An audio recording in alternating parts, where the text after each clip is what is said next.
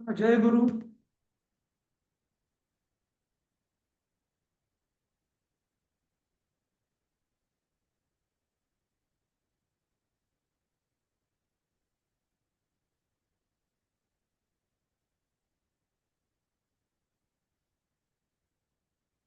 जय गुरु. ऐकू येत आहे का?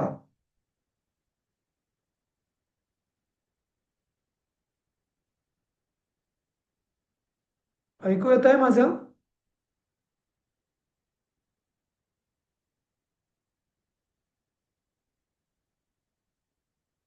ऐकू येत आहे का?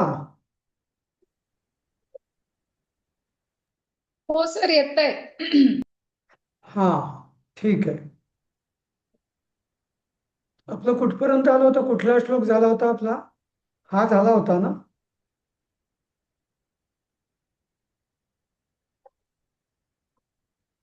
लास्ट क्लास मध्ये नव्हते आणि रेकॉर्डिंग आहे.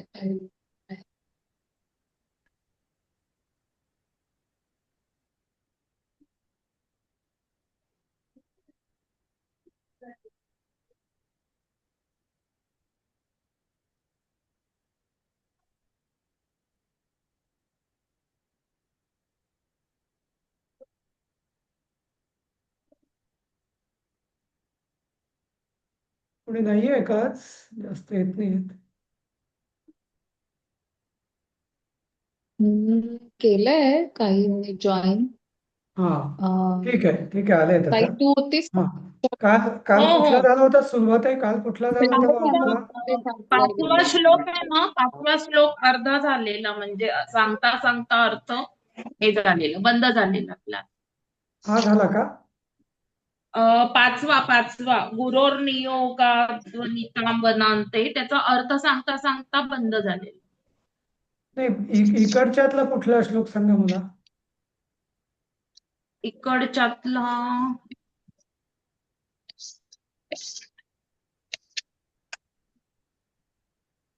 वर खाली करा ना सर मला पण. सुमित्रा तनयो विहाय, ते आहे. गंगा निषादारुण.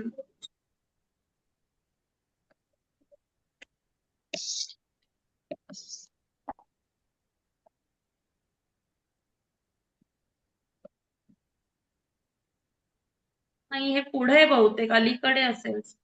हम्म.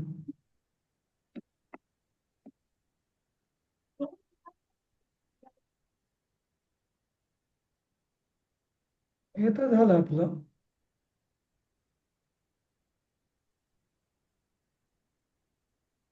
हे पण झालं. अथ सावरजो रामः प्राचेत समुपेयिवान उरी कृत्यात्मनोदेहम राज्यमस्मै न्यवेदयत. हे झालं का?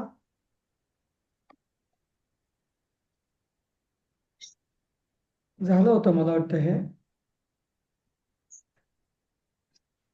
गुरोरचं होतं गुरोर. गुरोर योग गुरु ध्वनिताम निर्गुण वनांते साध्वी रामते ते सुमित्रा चाललं. तनयो ते अर्धवट विहाय, झालं होतं ते तो अर्ध श्लोक ते सांगितलाय. चाललं होतं.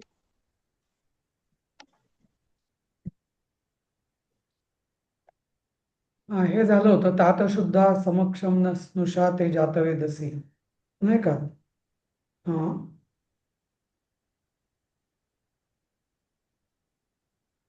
हे झालं होतं का? ता स्वचरित. नाही ना सर, हे नाही. नाही तर हे नाही, हे आपल्या याच्यात नव्हतं. नाहीच आहे सर, हे आपल्या नाही, याच्यात नाहीच आहे तुमचा का? काहीच नव्हतं. पुढचा श्लोक सांगा, मग मी बघतो काय ते. पहिल्या चार शब्द सांगा. गुरोर निर गुरोर गुरोर निर्योग ध्वनिताम वनांते. साध्वी सुमित्रा तनयो विहाय गंगा निषादारु नौविशेष हा, बरोबर ते. हा. संदानिव हम्म. सत्य संगम. मागे असेल. हे फार पुढे गेलं. बरोबर. ते गंगाचं तर सांगता सांगताच बंद झालं. वेळ संपली हो. आपली. हम्म.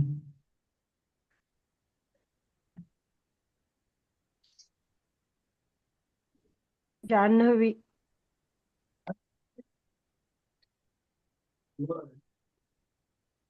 येतंय की नाही बा, मला नव्हतं आलं. मला दिसतच नाहीये. थांबा, मी तर दुसरं काढतो.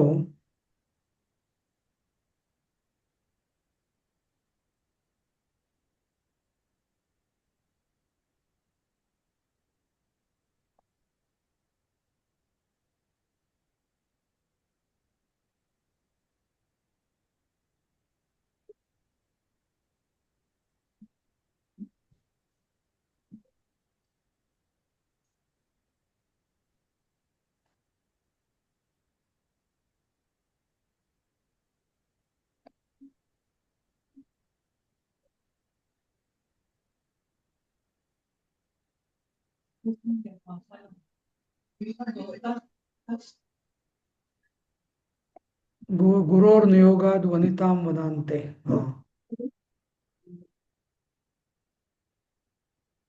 ते पण डुबायला टाक इथे नको.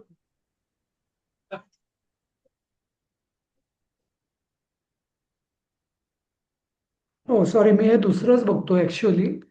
आपला हा हा पाठ 2 बघतोय मी. ऍक्च्युअली आपल्याला पाठ 6 आहे. बघायला पाहिजे. हा तेच, पाठ 6 बघायला पाहिजे. तो मी पाठ 6 बघत होतो. एक मिनिट हा.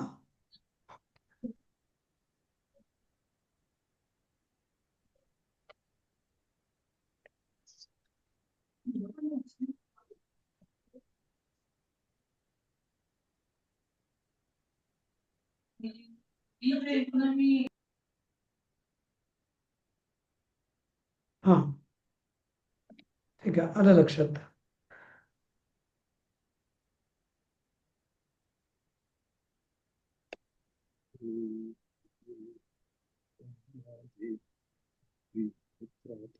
हा, हा श्लोक होता ना तो. हा हा हा सर, ओके ग्रेट. हा, तर याचा अन्वय असा आहे, गुरोहो नियोगात, म्हणजे वडिलांनी किंवा ज्येष्ठांनी आदेश दिल्यानुसार साध्वीं वनितां, म्हणजे ती स्त्री, वनांते विहास्यन् सुमित्रा तनया पुरस्तात् स्थिता जन्नोः दुहित्राः उत्थित वीची हस्ते अवार्यत एव. हा, तर आता जन्नो दुहित्रा म्हणजे जन्नू राजाच्या मुलगी उत्थित. उत्थित वीची असते म्हणजे तिचे जे लाटा येतात ना, गंगा नदीच्या ज्या लाटा येतात, हा, तर ती अवार्यते म्हणजे दूर सारत होता, असं तो म्हणजे म्हणजे अं, म्हणजे त्या गंगेच्या ज्या लाटा असतात ना, तर त्या जणू असा म्हणजे तो रथ चालवत होता गंगेच्या काठानी, आणि त्या लाटा जणू तिला विचया म्हणजे तरंगा हा, हा, आणि उत्थिता हा म्हणजे उंच उंच लाटा, विचया म्हणजे विची म्हणजे तरंग, विचया म्हणजे लाटा. हा, तर हस्तही हातांनी, हा, अवार्यत म्हणजे दूर सारणे, म्हणजे किंवा सॉरी, अवार्यत म्हणजे थांबवत होत्या असं. म्हणजे याला असं जाणवत होतं रथ चालवत असताना की मी गुरुच्या आज्ञेचं पालन तर करतोय, पण ह्या ज्या गंगेच्या ज्या लाटा आहेत त्या अशा वरवर येऊन मला जणू रोखतायत असं त्याला वाटत होतं. हम्म. पण सर आमचा पुस्तकातला अर्थ सांगा ना तुम्ही, ते पुस्तक वेगळं आहे. वेगळं आहे सर, पुस्तकात वेगळं आहे. हा, तेच पुस्तकातलं बघूया आता आपण. हा, गुरोर्नियोगाद वनितां वनान्ते साध्वीं सुमित्रा तनयो विहाय गंगां निषादा ऋतनौ विशेषस ततार संधामिव सत्यसंधः. हा एकदमच वेगळा आहे पण या इथं. हा, निषाद हा आरुत नौ विशेष. हम्म, ततार संधामिव सत्यसंधः.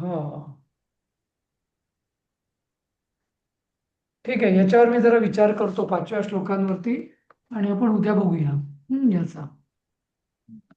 ठीक आहे, पुढे जाऊया आपण आता. पुढा कुठला आहे? अथौ व्यवस्थापित.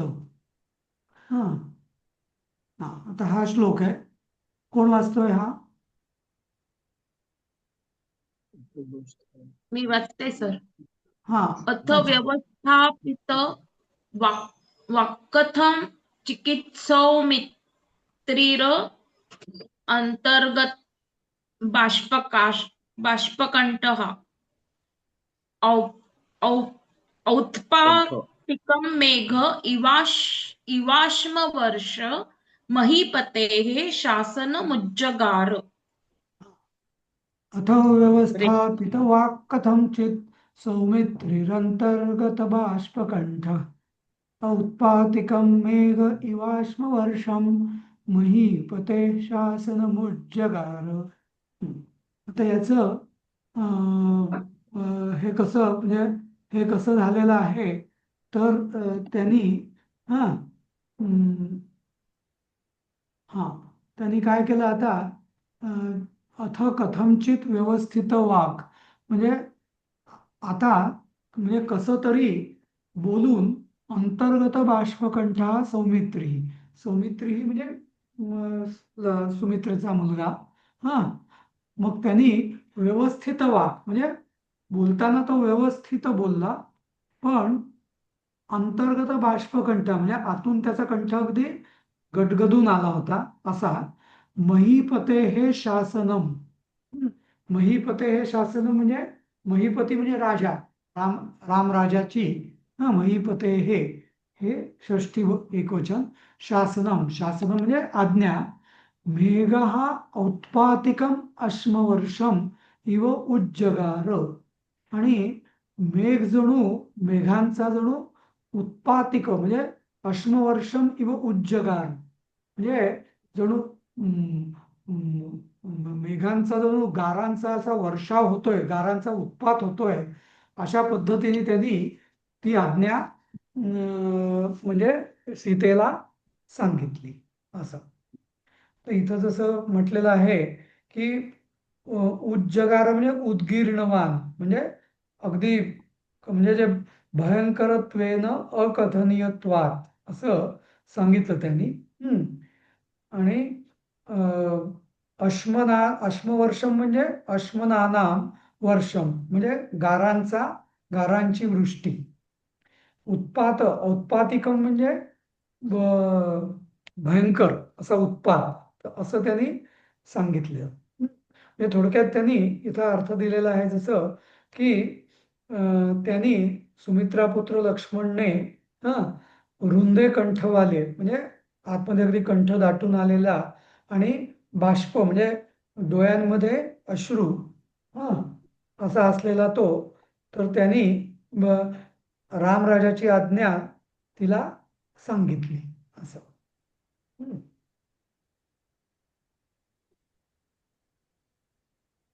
बरोबर म्हणजे गंगेला का कोणाला सांगितली हा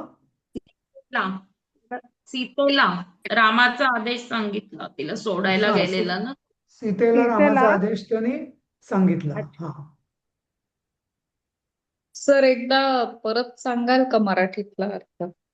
होय हा तर इथं परत एकदा त्याचं अन्वयावरनं मी अर्थ सांगतो हा हा तर अथ म्हणजे असे आता याच्या पुढे कथमचित व्यवस्थित वाक म्हणजे कथमचित म्हणजे कसं तरी व्यवस्थित कसं तरी योग्य बोलून पण आतून अंतर्गत बाष्पकंठ मात्र आतून मात्र ज्याचा कंठ गदगदून आलेला आहे असा सुमित्रा पुत्र म्हणजे लक्ष्मण राजाची आज्ञा हा जसा मेघांचा जणू उत्पात होतो आणि गारांचा वर्षाव होतो अशा रीतीने अशा रीतीने त्यांनी ती आज्ञा उज्जगार म्हणजे सांगितली हा त्याचा अर्थ आहे आता बाकीच्या गोष्टी अध्यारूत आहे जसं सीतेला सांगितलं किंवा अथ म्हणजे गंगा पार गमनानंतरम गंगेला म्हणजे गंगा पार गेल्यावर असं पार केल्यावर हा हा व्यवस्थापिता व्यवस्थापित वाक हा म्हणजे पुस्तकात व्यवस्थापित आहे ते हा व्यवस्थित वाक किंवा व्यवस्थापित वाक दोन्हीचा अर्थ एकच की म्हणजे आवाजावर शक्य तेवढं नियंत्रण ठेवून व्यवस्थितपणे कंट्रोल हा त्यांनी हा नियंत्रण करून हा आणि मात्र अंतर्गत बाष्पकंठ आतून मात्र त्याचा कंठ बाष्पयुक्त झाला होता अश्रूंनी असा भरलेला होता भरून आलेला होता भरून आलेला सौमित्री म्हणजे लक्ष्मण महीपते हे शासनम राजाची आज्ञा मेघ औत्पातिकम अश्मवर्षम इव म्हणजे उत्पात म्हणजे जणू असं उत्पात झालेलं असं म्हणजे मेघांचा जणू उत्पात होतोय आणि गारांचा वर्षाव होतोय इव याच्यासारखं त्यांनी किंवा उज्जगार म्हणजे ते आज्ञा ती सांगितली असं. कठोरपणे असं म्हणायचं का त्यांना? कठोरपणे हा. तर हम्म. अश्मनाम म्हणजे उपलानाम आणि वर्षम म्हणजे वृष्टी. हा. तर इथं जसं इथं लिहिलंय की मेघ जैसे मेघ भयंकर ओलो की वर्षा कर रहा हो, म्हणजे जसं काही मेघ म्हणजे गारा हा म्हणजे ढग जसं ढगातून गारा पडतायत भयंकर असं. गारा पडताय अशा पद्धतीने त्यांनी ती कठोर आज्ञा सांगितली सीतेला असं. हम्म. हम्म. पुढचा आहे सालुप्त संज्ञा, नाही का, तो श्लोक बघूया. हा. आता पुढचं सा वाचायला पाहिजे. लुप्तसंज्ञा न विवेद दुःखं प्रत्यागतासु समतप् समतप्यतान्तः हा. तस्याः सुमित्रात्मजो यत्नलब्धो मोहादभूत्कष्टः मोहादभूत्कष्टतरः प्रबोधः. मोहादभूत कष्टतर प्रबोध. तर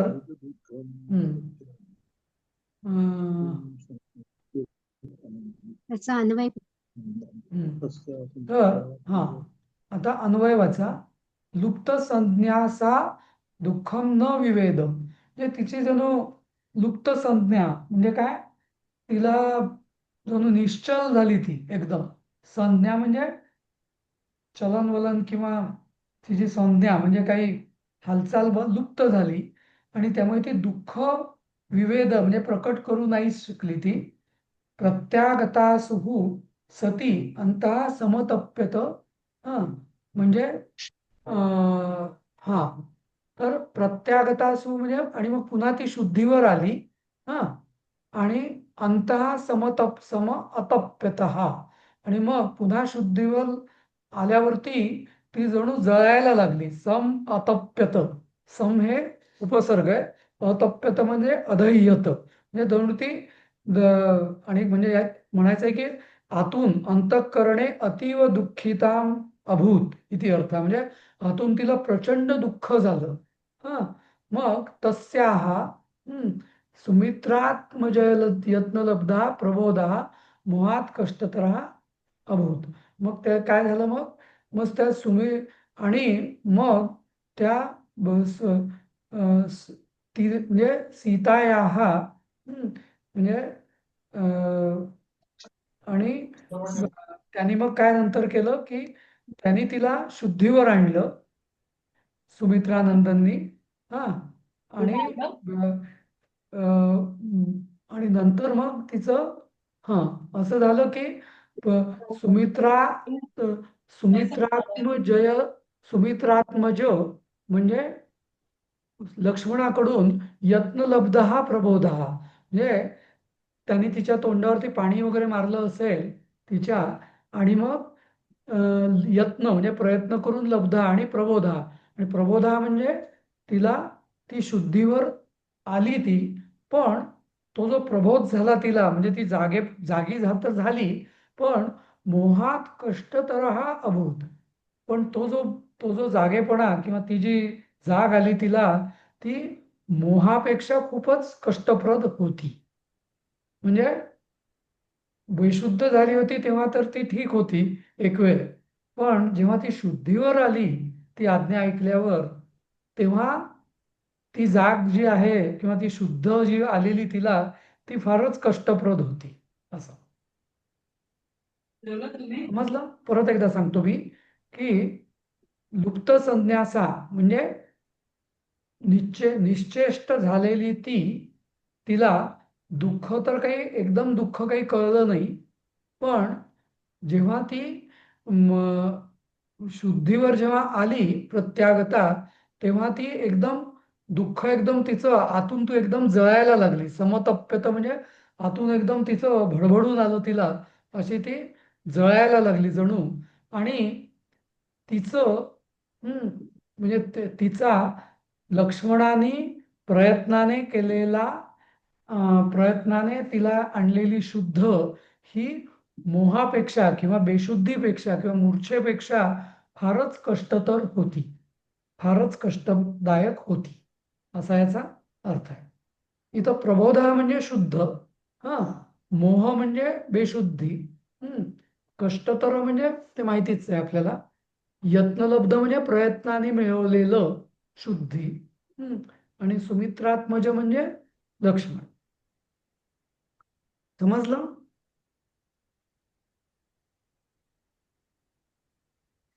आलं का लक्षात?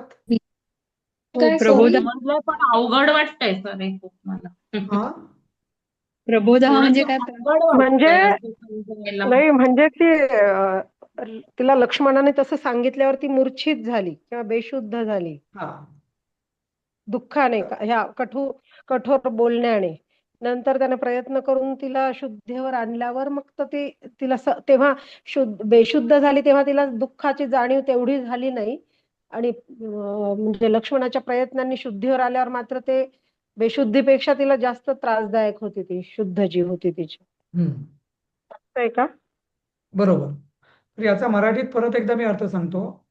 जेव्हा म्हणजे आधीच्या श्लोकामध्ये जे आपण बघितलं की लक्ष्मणाने तिला जणू गारांचा मेघाचा उत्पात असा तुला आदेश तिला सांगितला, तेव्हा ती एकदम निश्चेष्ट झाली, जणू बेशुद्ध पडली. आणि त्यामुळे तिला त्या दुःख प्रकटच झालं नाही तिच्याकडून, कारण एकदम ती बेशुद्धच पडली ते कानावर ऐकल्यावर. पण जेव्हा ती शुद्धीवर आली, शुद्ध तिला आली, तेव्हा ती आतून एकदम खूप जळायला लागली. अंतः समतप्यत म्हणजे आतून एकदम खूप आग पेटली जणू तिच्यामध्ये. आणि अशा रीतीने इतकं की जणू लक्ष्मणाने तिला प्रयत्नाने आणलेली जी शुद्ध होती, नॉर्मली कसं असतं की शुद्धीवर जेव्हा माणूस येतो तेव्हा त्याला चांगलं वाटतं, जाणीव ही चांगली समाधानाची असते बेशुद्धीपेक्षा. पण हिचं उलटं झालं की शुद्धीवर आली तिला अजूनच ती म्हणजे कष्टदायक झालं तिला, ते म्हणजे तो अनुभव तिला जास्त कष्टदायक होता बेशुद्धीपेक्षा, असं सांगायचं आहे. ठीक आहे, पुढे जाऊया आपण. हा,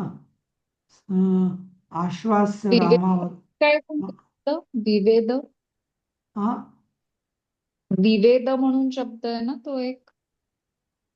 विवेद. हा, विवेद अगोदरच्या म्हणजे प्रकट करू शकली, ते प्रकट हा, ती न विवेद विवेद म्हणजे वेदन करणे म्हणजे प्रकट करणे. विवेद म्हणजे न करू विवेद म्हणजे शकली ती नाही. प्रकटच काही करू, दुःख प्रकटच, कारण बेशुद्ध असताना दुःख काय प्रकट करणार ना, तसं. हम्म. सा लुप्त संज्ञा न विवेद दुःखम जाणले म्हणजे असतील काहीतरी. म्हणजे लुप्त संज्ञा सा जाणीव झाली नाही. दुःखम न विवेद. हा पहिलं म्हणजे पहिली तिची इमिजिएट रिॲक्शन काय होती की दुःख प्रकट झालंच नाही, कारण ती बेशुद्धच पडली असं. पण मग जेव्हा ती प्रत्यागतासु आणि मग शुद्धीवर आल्यावर प्रति आगतासु म्हणजे परत आल्यावर, परत म्हणजे शुद्धीवर परत आल्यावर समतप्यता अंतः, मग ती मात्र अंतः म्हणजे आतून समतप्यता म्हणजे समतप्यता म्हणजे जळायला लागली अगदी आतून. हा, आणि मग पुढच्या 2 वाक्यात सांगितलेलं आहे तस्याहा सुमित्र, तिची अवस्था कशी झाली, तस्याहा सुमित्रात्मज यललब्धौ हे जे आहे ना ते यत्नलब्धौ पाहिजे. तर यत्नलब्ध. हा, यत्नच यत्नलब्धौ आहे. म्हणजे प्रयत्नाने म्हणजे लक्ष्मणाला तिला शुद्धीवर आणायला पण प्रयत्न करावे लागले, काहीतरी पाणी बिणी मारावं लागलं असणार. आणि मग मात्र ही शुद्धीवर आल्यावर तिची अवस्था जी झाली ती मोहापेक्षा, मोह म्हणजे भ्रमष्टा म्हणजे मूर्छेपेक्षा जास्त कष्टतर होती असं. ठीक आहे, तर आता आपण पुढचा श्लोक कोण वाचतोय? आश्वास्य.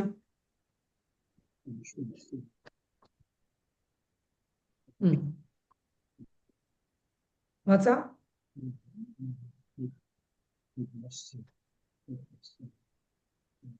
मी मी वाचते वाचू? सर. हा, हा, वाचा वाचा. आश्वास्य रमा रामावरजः सतीं ताम् अख्यातवाल्मीकि किनिकेतमार्गः निध्यस्य मे भर्तृर्निर्देशरक्षं देवी क्षमस्वेति बभूव नम्रः. मग आता राम, आता अन्वय याचा रामावरज, हा रामावरज म्हणजे रामा अवरज म्हणजे रामाच्या खालचा, वरजा म्हणजे वरचा, अवरजा म्हणजे खालचा. तर रामाचा तो अनुज, अवरज म्हणजे अनुज. तर रामाचा अनुज म्हणजे लक्ष्मण, त्यांनी सतीम ताम सतीम आश्वास्य, लक्ष्मणाने तिला आश्वासित केलं. आख्या वाल्मिकी निकेत मार्ग हा आख्यात, आणि त्याने वाल्मिकींच्या आश्रमाचा रस्ता सांगितला.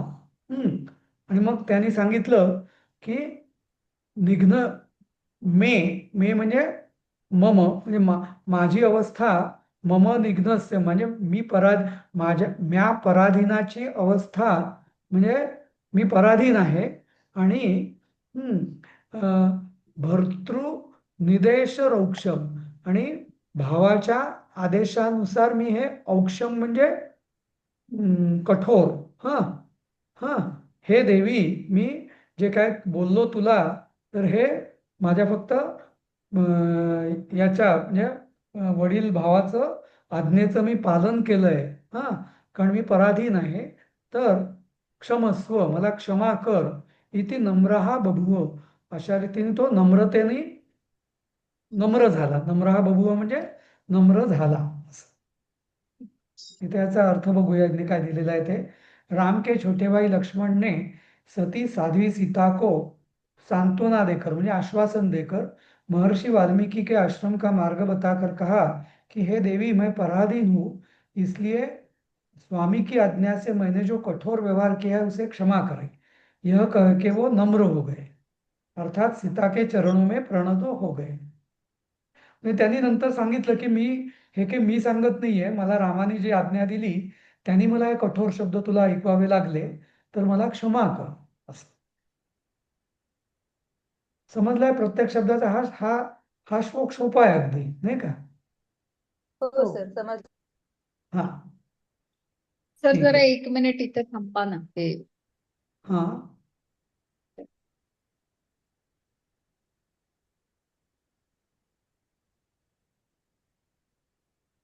काय तिला गरम करून आण.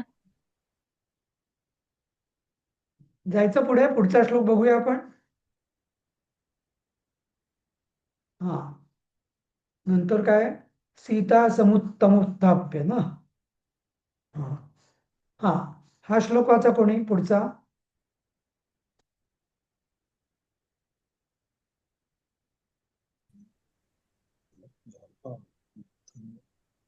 सरांचा हो सर. आवाज वाचा. नाही. हा.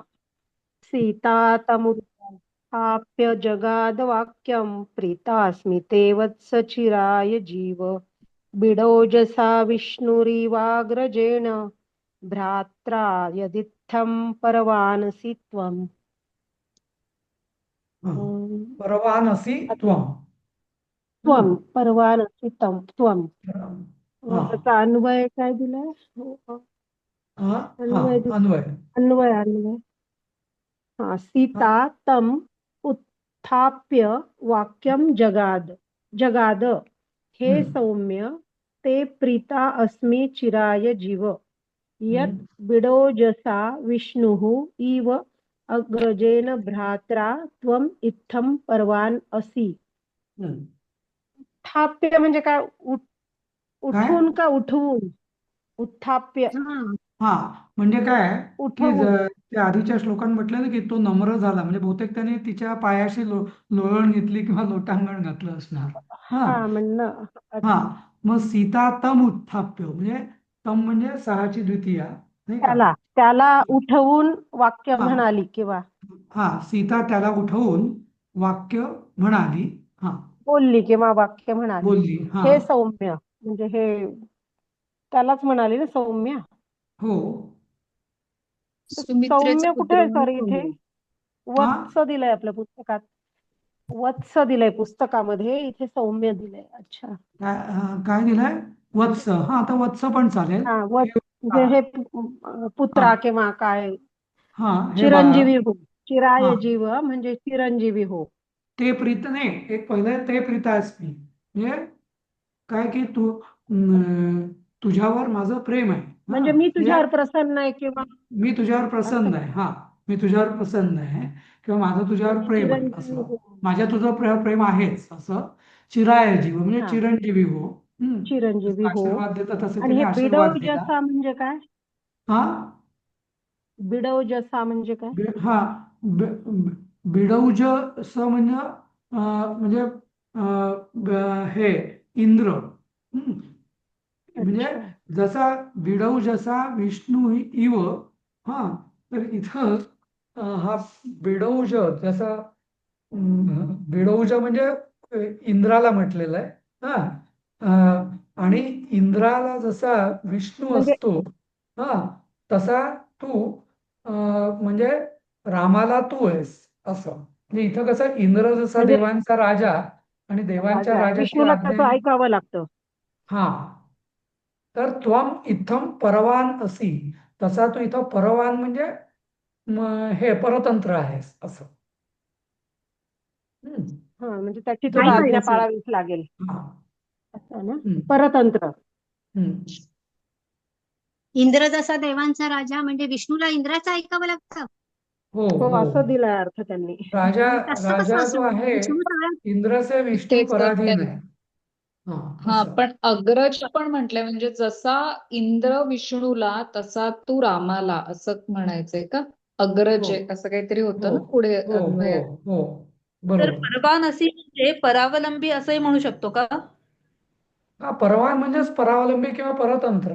परावलंबी नाही, परतंत्र, पराधीन. पराधीन वेगळं आणि परावलंबी वेगळं. इथे अग्रजेन म्हणजे ज्येष्ठ दिलंय. म्हणजे रामासाठी तू रामाकडून इंद्रासाठी विष्णू अग्रज आणि इंद्र अग्रज असं. म्हणजे राम. हा अग्रजेन म्हणजे अग्रजेन रामाकडून हा तू अग्रजेन भ्रात्रा. अग्रजेन भ्रात्रा म्हणजे मोठ्या भावाकडून तू इथं परवान आहेस असं. जसा इंद्राकडून विष्णू. हा जसा इंद्राकडून म्हणजे इंद्राकडून इंद्रेण. हा म्हणजे बिडौजस म्हणजे इंद्र. बिडौजस आणि बिडौजसा. हा तसं बिडौजसा म्हणजे तृतीया परत विष्णू. म्हणजे जसा इंद्राकडून विष्णू तसा अग्रजेन भ्रात्रा त्वम म्हणजे तसाच तू मोठ्या भावाकडून तू परवान असी आहेस असं. परवान म्हणजे परतंत्र. परवान. पर म्हणजे जसं पर अधीन तसं परवान असं. पर म्हणजे दुसऱ्याच्या अधीन असं परवान. हा. पराधीन किंवा परतंत्र असं. पुढचं काय वाच्यस्त्वया. वाच्यस्त्वया. हा आता पुढचा श्लोक आहे, हा वाचा कोणी.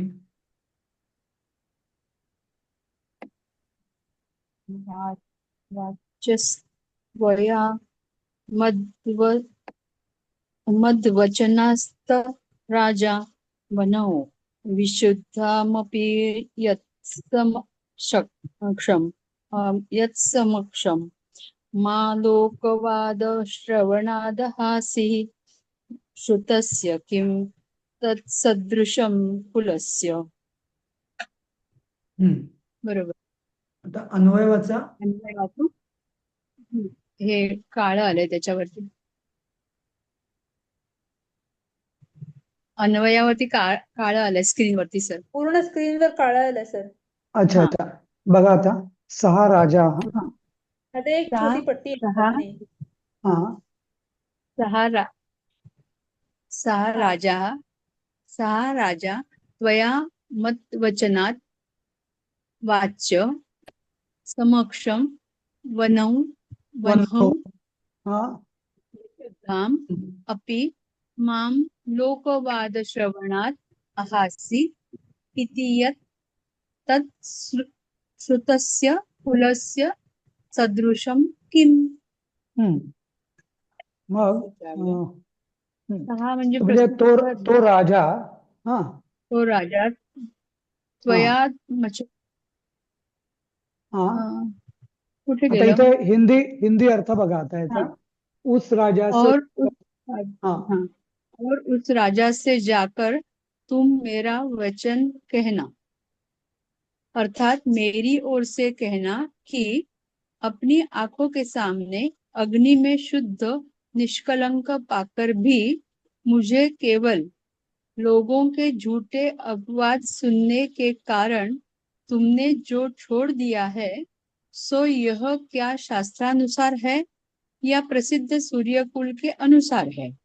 तर सीता म्हणजे ते त्या दोघांनी म्हटलं होतं ते त्यांनी सगळं तिला सांगितलं असेल. समजल्यावरती ती हा दुःखी झाली आणि तिने हा प्रश्न विचारायला सांगितला तिच्यातर्फे बरोबर रामाला, बरोबर लक्ष्मणाजवळ. हा तर इथं इथं सहा सहा प्रसिद्ध राजा म्हणजे मम म्हणजे माझं राजा. मदवचनात वाच्य म्हणजे माझं बोलणं तू सांग. आता काय समक्षम वन्नो विशुद्धाम.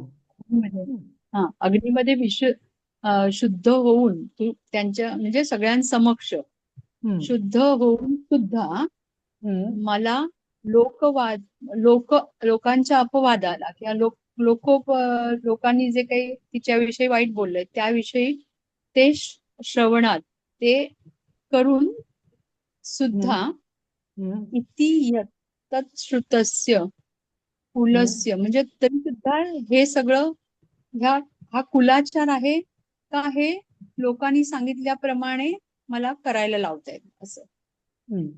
तर इथे तच श्रुतस्य तत् सदृशम कुलस्य म्हणजे हे श्रुत म्हणजे इथं श्रुती ज्याला म्हणतात म्हणजे वेद किंवा शास्त्र. तर हे शास्त्रानुसार आहे की कुळानुसार आहे, कशानुसार आहे? इतियत असं हे जे आहे तुझं तिला वनात आणून सोडणं. तर ती त्या लक्ष्मणाला निरोप देते. लक्ष्मणाकरवी सांगते राजाला म्हणजे रामाला की मद वचनात वाच्या म्हणजे माझं वचन तू सांग राजाला की माझ्यातर्फे तू सांग की अग्नी सगळ्यांसमोर वन्हीमध्ये वन्हव म्हणजे सप्तमी अग्नीमध्ये विशुद्ध झालेली मी असून सुद्धा माम विशुद्धाम अपि लोकवाद श्रवणात अहासीही लोकवचन ऐकून इतियत असेच आहे. म्हणजे हे बरोबर आहे. तर हे कुठल्या शास्त्रानुसार किंवा कुठल्या कुलरीतीनुसार आहे असं. म्हणजे सदृशम किम म्हणजे हे तर मला काहीच सदृश दिसत नाही. असं हे सदृश म्हणजे कशासारखं आहे? आधारावर कशाच्या आधारावर तुम्हाला हे पाठवलंस इकडे असं. असं बरोबर. आता त्याला न्यायला परत काही नेणार नव्हता, तो तिथे सोडूनच जाणार होता ना म्हणून. हो हो हो हो हो हो परत एकदा सांगू ना. तर परत अन्वय तर अन्वय असा आहे की तो राजा त्वया मद वचनात वाच्य म्हणजे तुझ्याकडून तुझ्या करवी किंवा तुझ्याकडून तुझ्याद्वारा माझं वचन ऐकेल किंवा माझं वचन त्याला ऐकण्याजोगे वाच्य म्हणजे ऐकण्याजोगं आहे त्यांनी. काय की वन्हव म्हणजे वन्हव माम विशुद्धाम म्हणजे अग्नीमध्ये मी शुद्ध होऊन सुद्धा सगळ्यांच्या समक्ष लोकवाद श्रवणात म्हणजे लोकांच्या चर्चा ऐकून लोक